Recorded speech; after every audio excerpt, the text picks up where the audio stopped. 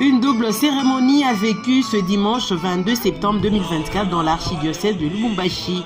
Il s'agit de l'ouverture de l'année pastorale 2024-2025 sous le thème « Vraiment, il n'y a pas d'environnement sans nous » ainsi que de la célébration eucharistique solennelle en honneur du bienheureux Père Albert Joubert. Cette cérémonie riche en couleurs a été officiée par Monseigneur l'archevêque métropolitain de Lubumbashi et président de la Senco, Fulgence Muteba Mugalou. C'est la cour du lycée Twendeleye qui a abrité cette double cérémonie qui a connu la participation de plusieurs personnalités, des prêtres, des fidèles, des membres de la famille de Père Albert Joubert, ainsi que des membres de l'association socio-culturelle Bouvano Boabaltabois, avec à leur tête le président Raphaël Mututa Mistala.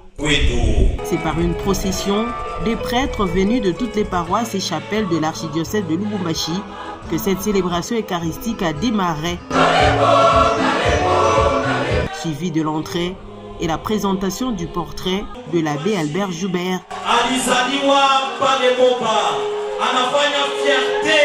Dans son homélie, Monseigneur l'archevêque métropolitain de Lubumbashi, Fulgence Muteba, se penchait sur la protection de l'environnement ainsi que sur la vie du bienheureux Albert Joubert. C'est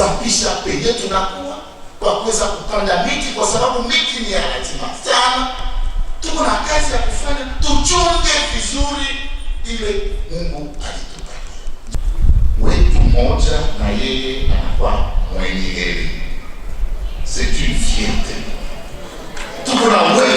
Prier de prendre la parole dans la paillote de l'archevêché baptisé Paillote Bienheureux Albert Joubert, le président Raphaël Mututa a remercié les autorités ecclésiastiques pour avoir honoré le peuple congolais en général et Tabois en particulier, en béatifiant l'abbé Albert Joubert, un fils Tabois. C'est avec une vive émotion et une joie incommensurable que nous prenons la parole en ce jour mémorable pour avant tout remercier notre Seigneur Dieu, maître de temps et de circonstances, qui, dans son amour infini, a permis que ce jour arrive, et aussi rendre hommage le plus déférent au Saint-Père le Pape François, ici représenté par son Excellence, Monseigneur l'archevêque métropolitain de Lubumbashi, Fulgence Muteba Mugalou, pour avoir honoré le peuple congolais en général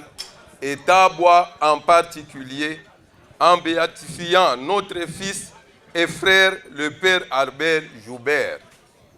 C'est en 1880 que tout a commencé, en pleine pandémie de traite de Noirs, que le capitaine Joubert, refusant de fermer les yeux face à la cruauté humaine qu'a connue l'humanité, s'était décidé de s'installer à Misembe, près de la montagne Murumbi, aux fleurs éternelles à Moba, dans la province du Tanganyika, pour combattre l'injustice, la traite des Noirs.